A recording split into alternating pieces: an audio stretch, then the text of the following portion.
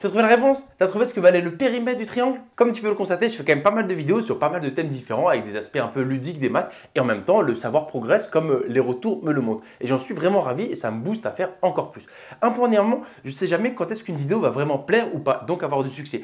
Et en fait, moi, mon rêve, c'est de pouvoir dire à YouTube, tiens, je choisis 2 vidéos par mois et celle-là, juste recommander à fond parce qu'elles sont plutôt importantes. Et celle-là en est. En fait, parfois, je fais des vidéos, elles sont sympathiques, mais bon, elles ne sont pas folles niveau mathématiques et même ce qu'on en apprend n'est pas oufissime. Mais c'est sympa, ça reste sympa. Alors que d'autres, je mets en exergue des points assez intéressants, des maths de la scolarité ou même des maths de la vie de tous les jours et elles sont boudées, tu vois. Donc c'est encore compliqué de comprendre. Celle-là, par contre, elle est puissante. Donc suis, j'espère que tu as compris et partage. C'est rare que je le dise parce que celle-là, ça met en exergue un truc qu'on appelle l'inégalité triangulaire pour te montrer quand est-ce qu'on peut construire un triangle. Et ça, c'est un truc que je trouve très sympathique, qu'on oublie après la 6e et généralement, quand on le revoit, il révolutionne ton monde. Donc, si tu l'as oublié, je risque de révolutionner ton monde. Donc, reste accroché. Ok, tu as un triangle de longueur 13 x et y, centimètres, mètres, en vrai, on s'en fichait. Et on te dit que xy égale 105, x fois y égale 105. Question périmètre du triangle. J'aurais pu dire, trouve-moi toutes les longueurs, parce que le périmètre, c'est 13 plus x plus y. C'est une non-étape, c'est juste histoire de rajouter une petite difficulté. Donc en fait, ce qui se cache derrière, c'est ce qu'on appelle l'inégalité triangulaire. En fait, tu ne peux pas construire n'importe quel triangle. Si je donne 3 longueurs, il n'y a pas forcément un triangle qui se cache derrière ces 3 longueurs. Regarde, imagine, je te demande de construire un triangle ABC avec AC 3 cm, AB 10 et BC 4 cm. Rappelle-toi quand tu étais à l'école, qu'est-ce qui se passe? Tu prenais ta règle et ton compas. C'est ça, règle plus compas pour construire un triangle. Et généralement, on aimait bien tracer le côté le plus long. Je ne sais pas pourquoi, on l'a tous fait. Donc là, en fait, tu prendrais AB, tu ferais 10 cm. D'accord? Tac. On fait AB comme ça. Ça, c'est AB, disons qu'il fait 10 cm. Ensuite, qu'est-ce qu'on fait? Tu prends ton compas. Et on prend son compas. Et sur A, on sait que ça doit faire 3 cm. Donc, tu prends ton compas, tu l'écartes de 3 cm, tu vois, et tu fais un arc de cercle. Tac. À 3 cm. Parce qu'on sait que de A jusqu'à C, il doit y avoir 3 cm. Ensuite, tu faisais pareil. Tu prenais ton compas, mais tu l'écartais de 4 cm. Parce que de B jusqu'à C, il doit y avoir 4 cm. Sauf que là, regarde ce qui se passe. Quand tu fais écarter de 4 cm, ben jamais il pourra l'atteindre, tu vois. Parce qu'il sera par là, ton arc de cercle de 4 cm. Tu vois, 4 et 3, ça fait 7. Donc, même s'ils étaient là, ils ne peuvent pas faire 10 à eux deux. Vu que lui, il prend 3, lui, il prend 4. Ils ne pourront jamais se rejoindre, tu vois, tes 2 arcs de cercle. Donc, ce triangle n'est pas constructible. Il ne respecte pas l'inégalité triangulaire. Pour qu'un triangle existe, écoute bien, c'est maintenant, pour qu'un triangle existe, il faut qu'en fait, que le côté le plus long, enfin n'importe quel côté, doit être plus petit que la somme des 2 autres. Ah ouais, sinon tes traits de compas ne se rejoignent pas, tu vois. Moi, c'est comme ça que j'aime bien le voir, tu vois. Ce qu'on fait tous avec le compas en 6e, 5e.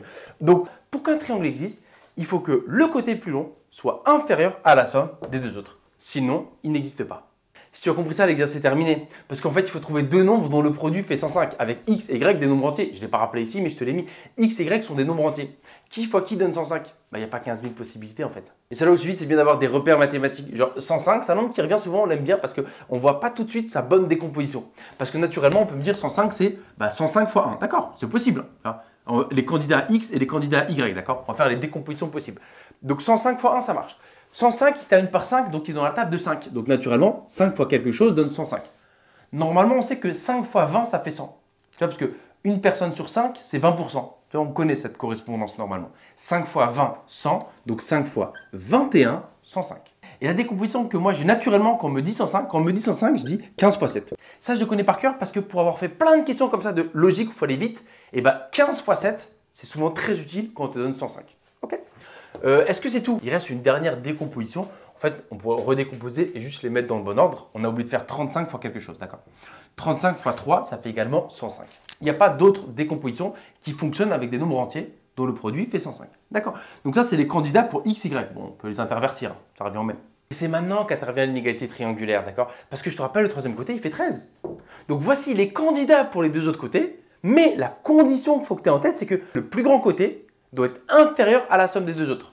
Donc le premier, c'est tout bête, on va le faire. Si on avait pris 105 et 1, ça ne marche pas parce que le plus grand côté, ce serait 105.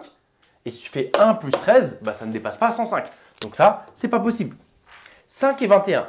Donc on aurait 5, 21 et 13. Donc le plus grand côté serait 21. Mais si tu fais 5 plus 13, 18. 18 ne dépasse pas 21. Ce triangle n'existe pas. Donc ça ne peut pas être E, X et Y. 15 fois 7, oui, forcément. Le plus grand côté serait 15. Et si tu fais 7 plus 13, ça fait bien 20. Et 20, c'est plus grand que 15. Donc ce triangle existe. Tu pourrais le faire avec ton compas. Et celui-là, 35 et 3, non, parce que le plus grand côté, c'est lui. Et si on fait le calcul, 3 et 13, ça ne dépasse pas 35. Donc finalement, tu vois, dans les décompositions, il n'y avait pas 1 million déjà, il n'y en a qu'une seule qui fonctionnait. Parce qu'il fallait que tu aies en tête l'inégalité triangulaire, la condition pour qu'un triangle existe. J'aime beaucoup ce concept-là. Ok, bah voilà, après il suffit d'additionner les trois. X, Y, peu importe, qui est X, qui est Y, on s'en fiche. Parce que comme on te demande le périmètre, il faut les additionner. Donc il reste à faire 15 plus 7 plus 13. Donc 7 et 13, 20. 20 et 15, ça fait 35 cm, d'accord? Je crois que c'était la réponse E. Donc voilà, j'ai beaucoup insisté là-dessus. J'espère que la promesse a été tenue, que tu as aimé ce concept-là d'inégalité triangulaire et que si tu l'avais oublié, eh ben, j'ai un peu révolutionné ton monde. Et si c'est le cas, partage.